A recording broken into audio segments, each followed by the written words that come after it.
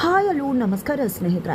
ಕೊನೆಗೂ ಇಲ್ಲಿ ಜಯದೇವ್ಗೆ ಗೌತಮ್ ಮಗು ಮಿಂಚುಣಿಯನ್ನು ಸತ್ಯ ಗೊತ್ತಾಗೆ ಹೋಗ್ತಾ ಏನಾಯಿತು ಏನು ಕಥೆ ಇದು ಎಲ್ಲವನ್ನ ಕೂಡ ತಿಳ್ಕೋಬೇಕು ಅಂದರೆ ಈಗಲೇ ನಮ್ಮ ಈ ಚಾನಲ್ನ ಸಬ್ಸ್ಕ್ರೈಬ್ ಮಾಡಿ ಹಾಗೆ ಈ ಒಂದು ವಿಡಿಯೋವನ್ನು ಪೂರ್ತಿಯಾಗಿ ನೋಡೋದನ್ನು ಗೌತಮ್ ಮತ್ತು ಭೂಮಿ ಇಬ್ಬರು ಕೂಡ ನಿಜಕ್ಕೂ ತಪ್ಪಬಾಗಿದ್ದಾರೆ, ಆಘಾತಗೊಂಡಿದ್ದಾರೆ. ಯಾಕಂದರೆ ಅವರ ಮಿಂಚುವನ್ನು ಮಹಿಮಾ ಹತ್ರಕ್ಕೆ ಕಳಿಸ್ಬೇಕು ಅಂತ ಹೇಳಿ ಮಂದಾಕಿನಿ ಹಾಗೆ ಮೇಷ್ಟ್ರು ಬಂದು ಕೇಳ್ಕೊತಾರೆ. ನಿಜಕ್ಕೂ ಇದು ಅವರಿಗೆ ಆಘಾತವನ್ನು ಉಂಟು ಮಾಡುತ್ತೆ. ಯಾಕಂದರೆ ಮಿಂಚು ಸಾಕು ಮಗುವೇ ಆಗಿರ್ಬೋದು ಗೌತಮ್ ಮತ್ತು ಭೂಮಿ ಪಾಲಿಗೆ, ಆದರೆ ಆ ಮಗು ಬಂದಮೇಲೆ ಅವ್ರಿಗೆ ಅದೃಷ್ಟ ಬದಲಾಯಿತು, ಅವರ ಕುಟುಂಬ ಒಂದಾಯಿತು. ಅದಕ್ಕಿಂತ ಹೆಚ್ಚಾಗಿ ಆ ಮಗುವನ್ನು ತುಂಬ ಅಂದರೆ ತುಂಬಾ ಇಷ್ಟಪಡ್ತಾರೆ ಗೌತಮ್ ಮತ್ತು ಭೂಮಿ. ತಮ್ಮ ಮಗು ಕಳ್ಕೊಂಡಿರುವುದರಿಂದ ಆ ಮಗುವಿನ ಸ್ಥಾನವನ್ನು ಮಿಂಚು ತುಂಬಿದಾಳೆ ಅಂತ ಹೇಳಿ ಭಾವಿಸಿದ್ದಾರೆ. ಅದೇ ಕಾರಣಕ್ಕೋಸ್ಕರನೇ ಗೌತಮ್ ಮತ್ತು ಭೂಮಿಗೆ ಮಿಂಚುನ ಕಳಿಸ್ಕೊಡ್ಬೇಕು ಅಂತ ಹೇಳ್ತಿದ್ದಾಗೆ ನಿಜಕ್ಕೂ ಕೋಪ ಬರುತ್ತೆ, ಸಿಟ್ಟಾಗುತ್ತೆ. ಸಾಧ್ಯನೇ ಇಲ್ಲ ಅಂತ ಕಡ್ಡಿ ತುಂಡಾದಾಗೆ ಹೇಳ್ಬಿಡ್ತಾರೆ.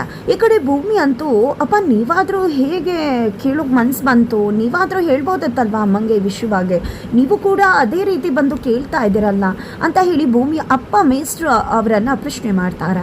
ಆಗ ಅವರು ಕೂಡ ಹೌದು ಅಮ್ಮ ನೀನು ಹೇಳ್ತಿರೋದು ಸತ್ಯನೇ, ನಿಜಕ್ಕೂ ನೀನು ಹೇಳೋದ್ರಲ್ಲಿ ಅರ್ಥ ಇದೆ, ಹೌದು ಖಂಡಿತವಾಗ್ಲೂ ನಾವು ತಪ್ಪು ಮಾಡ್ತಾ ಇದ್ದೀವಿ, ನಿಮ್ಮ ಹತ್ರ ಈ ರೀತಿ ಬಂದು ಕೇಳೋದೇ ತಪ್ಪು ಅಂತ ಗೊತ್ತದ. ಈ ಒಂದು ವಿಷಯವಾಗಿ ನಮ್ಮ ಮನೇಲಿ ತುಂಬ ಜಗಳಗಳು ನಡೆದು ಹೋಗ್ಬಿಟ್ಟಿದೆ.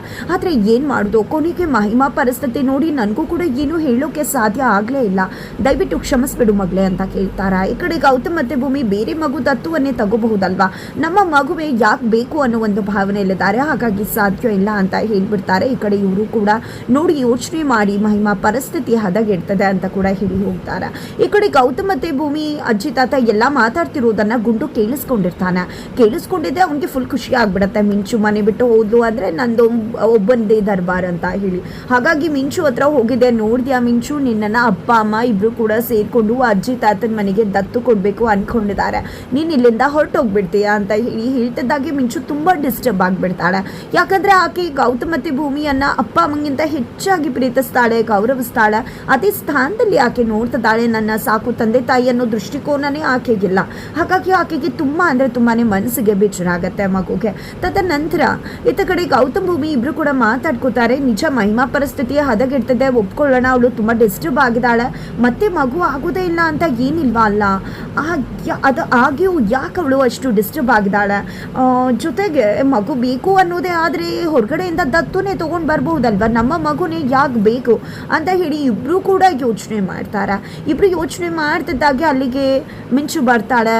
ಅಮ್ಮ ಅಪ್ಪ ನೀವಿಬ್ಬರು ನನ್ನನ್ನು ಮಹಿಮಾ ಆಂಟಿ ಮನೆಗೆ ಕಳಿಸ್ಬೇಕು ಅಂತ ಅಂದ್ಕೊಂಡಿದ್ರ, ನನ್ನನ್ನು ಅವ್ರಿಗೆ ದತ್ತು ಕೊಡಬೇಕು ಅಂದ್ಕೊಂಡಿದ್ರ, ಯಾಕೆ ನಾನು ಗುಂಡುಗೆ ಆ ರೀತಿ ಬರ್ದೆ ಅಂತಾನೆ ಜಸ್ಟ್ ಫನ್ಗೋಸ್ಕರ ನಾನು ಆ ರೀತಿ ಬರ್ದದ್ದು, ಇನ್ನು ಮುಂದೆ ನಾನು ಯಾವುದೇ ರೀತಿ ಚೇಷ್ಟೆ ಮಾಡೋದಿಲ್ಲ, ದಯವಿಟ್ಟು ನನ್ನನ್ನು ಎಲ್ಲೂ ಕಳಿಸ್ಬೇಡಿ, ನನ್ನನ್ನು ಇಲ್ಲೇ ಇಟ್ಕೊಳ್ಳಿ ಅಂತ ಹೇಳಿ ಮಿಂಚು ಕೇಳ್ಕೊತಾಳೆ. ಅಯ್ಯೋ ಪುಟ್ಟ ಆ ರೀತಿ ಏನಿಲ್ಲ, ಯಾರು ಹೇಳಿದ್ದು ಆ ರೀತಿ ಅಂದಾಗ ನಾನೇ ಹೇಳಿದ್ದು, ನೀವು ಮಾತಾಡ್ತಿರೋದನ್ನು ನಾನು ಕೇಳಿಸ್ಕೊಂಡಲ್ಲ ಅಂತ ಗುಂಡು ಹೇಳಿದಾಗ ಆ ರೀತಿ ಏನಿಲ್ಲ ಮಗಳೇ, ನೀನೇನೂ ಯೋಚನೆ ಮಾಡಬೇಡ, ನೀನು ನಮ್ಮ ಮಗು ನಮ್ಮ ಜೊತೆಯೆಲ್ಲ ಇರ್ತೀಯ ಅಂತ ಹೇಳಿ ಅಪ್ಪ ಅಮ್ಮ ಇಬ್ಬರು ಕೂಡ ಮಗುಗೆ ಸಮಾಧಾನವನ್ನು ಮಾಡ್ತಾರೆ.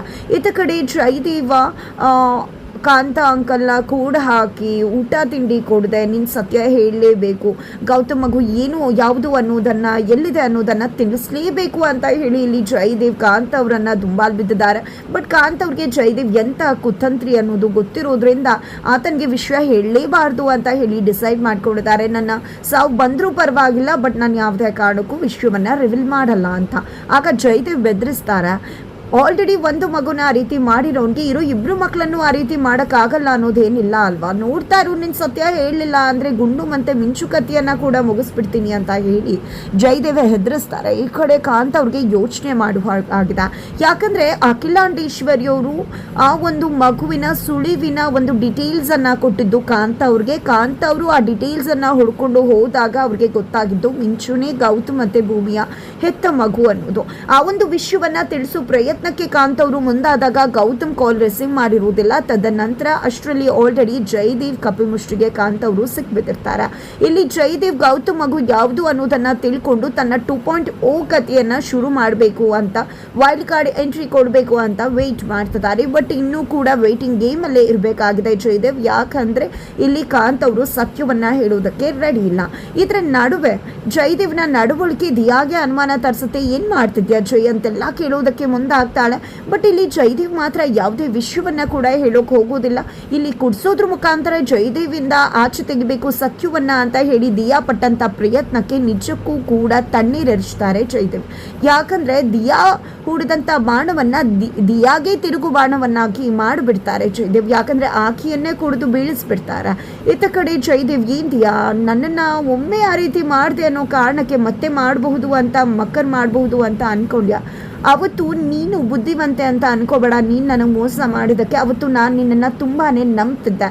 ನನ್ನ ನಂಬಿಕೆ ಅಪನಂಬಿಕೆ ಆಗೋಯ್ತು. ಅದೇ ಕಾರಣವಾಗಿ ನೀನು ಗೆದ್ದೇ ಹೊರತು ನಿನ್ನ ಬುದ್ಧಿವಂತಿಕೆಯಿಂದ ಅಲ್ಲ. ಆದರೆ ಇನ್ಮುಂದೆ ಜೈ ಯಾವುದೇ ಕಾರಣಕ್ಕೂ ಕೂಡ ಸೋಲು ಮಾತೇ ಇಲ್ಲ ಅಂತ ಹೇಳಿದೆ ಜಯದೇವ ಅನ್ಕೋತಾರೆ. ನಂತರ ಇಲ್ಲಿ ಕಾಂತ್ ಅವರನ್ನ ಭೇಟಿ ಮಾಡಬೇಕು ಅಂತ ಹೇಳಿ ಜಯದೇವ್ ಮನೆಯಿಂದ ಹೊರಡ್ತಿದ್ದಾಗೆ ದಿಯಾಗೆ ಅನುಮಾನ ಬರುತ್ತೆ. ಏನು ಮಾಡ್ತಿದ್ದಾನೆ ಜೈ ಅನ್ನೋದನ್ನು ತಿಳ್ಕೊಬೇಕಲ್ಲ ಅಂತ. ಹಾಗಾಗಿ ಇಲ್ಲಿ ದಿಯಾ ಜಯದೇವ್ ಹೋಗ್ತಿದ್ದಾಗೇ ತನ್ನ ಒಂದು ಸೆಕ್ಯೂರಿಟಿಯನ್ನು ಕರೆದು ನೀವು ಹೋಗ್ಬಿಟ್ಟು ಜಯದೇವ್ನ ಫಾಲೋ ಮಾಡಬೇಕು, ಜಯದೇವ್ ಎಲ್ಲಿ ಹೋಗ್ತಾನೆ ಏನು ಮಾಡ್ತಿದ್ದಾನೆ ಅನ್ನೋದನ್ನು ನನಗೆ ಅಪ್ಡೇಟ್ ಕೊಡಬೇಕು ಅಂತ ಹೇಳಿದ್ದಾರೆ. ಹಾಗಾಗಿ ಇಲ್ಲಿ ಜಯದೇವ್ ಹೋಗ್ತಾ ಇರಬೇಕಾದ್ರೆ ದಿಯಾ ಕಡೆಯ ಸೆಕ್ಯೂರಿಟಿ ಫಾಲೋ ಮಾಡ್ತಿದ್ದಾರೆ. ಹೀಗೆ ಹೋಗೋ ದಾರಿಯಲ್ಲಿ ಜಯದೇವ್ನನ್ನ ಭೇಟಿ ಮಾಡ್ತಾರೆ ಪಾರ್ಥ. ಜಯದೇವ್ನನ್ನ ಪಾರ್ಥ ಭೇಟಿ ಮಾಡಿದ್ದೆ ಮನೆಯಲ್ಲಿ ಏನಾಗ್ತಿದೆ ಅಂತ ಗೊತ್ತಿದ್ಯಾ ಬ್ರೋ ನಿನಗೆ? ಅಲ್ಲಿ ಮಹಿಮಾಗೆ ಮಗು ಆಗದೆ ತುಂಬಾ ಡಿಪ್ರೆಸ್ಡ್ ಆಗಿದ್ದಾಳೆ. ಹಾಗಾಗಿ ಗೌತಮ್ ಬ್ರೋ ಮತ್ತು ಭೂಮಿ ಅದಕ್ಕೆ ಹತ್ರ ಇರ್ತಕ್ಕಂಥ ಮಿಂಚು ಮಗುವನ್ನು ದತ್ತು ಕೇಳ್ತಿದ್ದಾರೆ. ಅವರು ನಿಜಕ್ಕೂ ತುಂಬ ಅಂದರೆ ತುಂಬ ಬೇಜಾರ ಆಗ್ತಿದೆ ಅಂತ ಹೇಳಿದಾಗ ಈ ಕಡೆ ಜಯದೇವ್ಗೆ ತನ್ನ ಪಾಡೇ ಜಾಸ್ತಿ, ಯಾರಿಗೇನಾದರೆ ನನಗೇನು ಅನ್ನೋದು. ಆದರೆ ಈ ವಿಷಯವನ್ನು ಸ್ವಲ್ಪ ಕಾಂತ ಅಂಕಲ್ಗೆ ಹೇಳಬೇಕು ಅಂತ ಅಂದ್ಕೊಂಡಂಥ ಜಯದೇವ ಕಾಂತ ಅಂಕಲ್ ಇರ್ತಕ್ಕಂಥ ಜಾಗಕ್ಕೆ ಮರಳಿ ಬಂದಿದ್ದೆ. ನಿನಗೆ ನಾನು 2 ವಿಷಯನ ತೊಗೊಂಡು ಬಂದಿದ್ದೇನೆ. 2 ವಿಷಯನ ಪಾಪ ನಿನಗೆ ಅಪ್ಡೇಟ್ ಮಾಡಬೇಕಲ್ವಾ, ಮನೆ ಕಡೆ ಏನಾಗ್ತಿದೆ ಅನ್ನೋ ಯೋಚನೆ ಇರತ್ತಲ್ವಾ. ನೋಡು, ಒಂದು ಮಹಿಮಾ ಪ್ರೆಗ್ನೆಂಟ್ ಆಗಿದ್ಲು, ಬಟ್ ಈಗ ನಿಜವಾಗ್ಲೂ ಅವಳು ಮಗು ಕಳ್ಕೊಂಡಿದ್ದಾಳೆ. ಆ ಒಂದು ದುಃಖದಲ್ಲಿ ಮಹಿಮಾ ಇದ್ದಾಳೆ ಅಂತ ಹೇಳ್ತಾರೆ. ತುಂಬ ಅಂದರೆ ತುಂಬ ಬೇಜಾರಾಗತ್ತೆ ಕಾಂತ ಅವ್ರಿಗೆ. ತದನಂತರ ಅದೇ ಕಾರಣಕ್ಕೆ ಮಿಂಚುವನ್ನು ಅವರು ದತ್ತು ತಗೋಬೇಕು ಅಂತ ಅನ್ಕೋತಿದ್ದಾರೆ ಅಂತ ಹೇಳಿದಾಗ ಇಲ್ಲಿ ನಿಜಕ್ಕೂ ಕಾಂತ್ ಅವರು ಆಘಾತಗೊಂಡ್ಬಿಡ್ತಾರೆ. ಏನು ಪಾಪ ಚಿಕ್ಕದ್ರಲ್ಲೇ ಮಗುವನ್ನು ಕಳ್ಕೊಂಡ್ರು. ಈಗ ಮಗು ಅಪ್ಪ ಅಮ್ಮನ ಹತ್ರ ಇದೆ ಅಂತ ಅಂದ್ಕೊಂಡ್ರೆ ಮತ್ತೆ ಗೌತಮ್ ಭೂಮಿ ತಮ್ಮ ಮಗುವನ್ನು ಮತ್ತೆ ಆ ಮನೆ ಕಳಿಸಿ ಮತ್ತೆ ದೂರ ಮಾಡ್ಕೋತಿದ್ದಾರಲ್ಲ ಅಂತ ಹೇಳಿಬಿಡ್ತಾರೆ ಆ ಒಂದು ಆಘಾತದಲ್ಲಿ. ಅದನ್ನು ಜಯದೇವ್ ಕೇಳಿಸ್ಕೊಂಡಿದ್ದೆ. ಏನು ಹೇಳಿದೆ ಮಾಮ್ಸ್ ನೀನು? ಹೇಳು ಮತ್ತೆ ಹೇಳು, ಏನು ಹೇಳಿದೆ? ಕಳ್ಕೊಂಡಿರೋ ಮಗು ಮತ್ತೆ ಅವ್ರ ಹತ್ರ ಹೋಗಿತ್ತು, ಮತ್ತೆ ಮಗುವನ್ನು ಅವ್ರ ಸ್ವಂತ ಮಗುವನ್ನು ದೂರ ಮಾಡ್ಕೋತಿದ್ದಾರಲ್ಲ ಅಂತ ಹೇಳಿದೆ ಅಲ್ವಾ? ಹಾಗಿದ್ರೆ ಏನು ಅರ್ಥ? ಹಾಗಿದ್ರೆ ಮಿಂಚುನೇ ಬಿಗ್ ಬ್ರೋ ಕಳ್ಕೊಂಡಿರೋ ಮಗುನ, ಹಾಗಿದ್ರೆ ಮಿಂಚುನೇ ಅವರ ಸ್ವಂತ ಮಗು ಅಂತ ಹೇಳಿ ಫೈನಲಿ ಜಯದೇವ್ ಸತ್ಯವನ್ನು ಡಿಕೋಡ್ ಮಾಡೇ ಬಿಡ್ತಾರೆ. ಈ ಕಡೆ ಇಲ್ಲ ಅಂತ ಕಾಂತ್ ಅವರು ಹೇಳ್ತಿದ್ದಾರೆ. ಬಟ್ ಆದರೂ ಕೂಡ ಜಯದೇವ್ಗೆ ಗೊತ್ತಾಗ್ಬಿಡುತ್ತೆ ಮಿಂಚುನೇ ಗೌತಮ್ ಭೂಮಿಯ ಸ್ವಂತ ಮಗಳು ಅನ್ನೋದು. ಇತ್ತ ಕಡೆ ಗೌತಮ್ ಮತ್ತು ಭೂಮಿಗೆ ಒಂದು ವಿಷಯ ಮುಟ್ಟುತ್ತೆ. ಆ ಒಂದು ವಿಷಯ ಕೇಳ್ತಿದ್ದಾಗ ಅವರು ಕೂಡ ಆಘಾತಗೊಳ್ತಾರೆ. ಅಲ್ಲಿ ಮಹಿಮಾ ತನ್ನ ಕಥೆಯನ್ನು ತಾನೇ ಮುಗಿಸ್ಕೊಳ್ಳೋದಕ್ಕೆ ಮುಂದಾಗಿದ್ದಾಳೆ ಅಂತ. ಹಾಗಾಗಿ ಆಕೆಯ ಜೀವ ಮುಖ್ಯ ಅಂತ ಯೋಚನೆ ಮಾಡಿದಂಥ ಭೂಮಿ ಮತ್ತು ಗೌತಮ್ ಆಕೆ ಹುಷಾರ ಆಗೋವರೆಗಾದರೂ ಮಿಂಚುವನ್ನು ಮನೆಗೆ ಕಳಿಸ್ಕೊಡ್ಬೇಕು ಅಂತ ಯೋಚನೆ ಮಾಡ್ತಾರೆ. ಹಾಗಾಗಿ ಮಿಂಚುವನ್ನು ಕರೆದಿದ್ದೆ, ನೋಡು ಪುಟ್ಟ, ನಿನಗೆ ಮಹಿಮಾ ಅತ್ತೆ ಆ ಮನೆ ಅಂದರೆ ಇಷ್ಟ ಅಲ್ವಾ ಅಂದಾಗ ತುಂಬ ಇಷ್ಟ ಅಂತ ಹೇಳಿದಾಗ ಸ್ವಲ್ಪ ದಿನ ಮಹಿಮಾ ಹುಷಾರಾಗೋವರೆಗೂ ಅಲ್ಲಿ ಹೋಗಿದ್ದು ಬರ್ತೀಯಾ, ನಿನಗೂ ಕೂಡ ಗೊತ್ತಿದೆ ಅಲ್ವಾ ಈಗ ಮಹಿಮಾ ಅತ್ತೆ ಪರಿಸ್ಥಿತಿ ಹೇಗಿದೆ ಅಂತ ಹೇಳಿ ಅರ್ಥ ಮಾಡಿಸ್ಲಿಕ್ಕೆ ಮುಂದಾಗ್ತಾರೆ. ಈ ಕಡೆ ಮಿಂಚು ಕೂಡ ಒಬ್ರಿಗೆ ಒಳ್ಳೇದಾಗತ್ತೆ ಅಂದರೆ ಸರಿ ಆಯಿತು ಅಂತಲೇ ಒಪ್ಕೋತಾಳೆ. ಯಾಕಂದರೆ ಗೌತಮ್ ಮತ್ತು ಭೂಮಿ ಮಗಳಾಗಿರೋದ್ರಿಂದ ಅವರ ಒಳ್ಳೆತನನೇ ಮಿಂಚುಗೆ ಕೂಡ ಬಂದದ. ಆದರೆ ಇಲ್ಲಿ ಜಯದೇವ್ ಮಿಂಚು ಬದುಕಲ್ಲಿ ಹಾಗೆ ಗೌತಮ್ ಭೂಮಿ ಬದುಕಲ್ಲಿ ಆಟ ಆಡೋದಕ್ಕೆ ಮುಂದಾಗ್ತಿದ್ದಾರೆ. ಹಾಗಾದರೆ ಗೌತಮ್ ಮಗಳು ಅನ್ನೋದು ವಿಷಯ ಗೊತ್ತಾದ ಮೇಲೆ ಜಯದೇವ್ ಏನು ಮಾಡ್ಬೋದು, ಏನಾಗತ್ತೆ ತಿಳ್ಕೋಬೇಕು ಅಂದರೆ ಮುಂದಿನ ವಿಡಿಯೋಗೆ ರೀಚ್ ಮಾಡೋದನ್ನು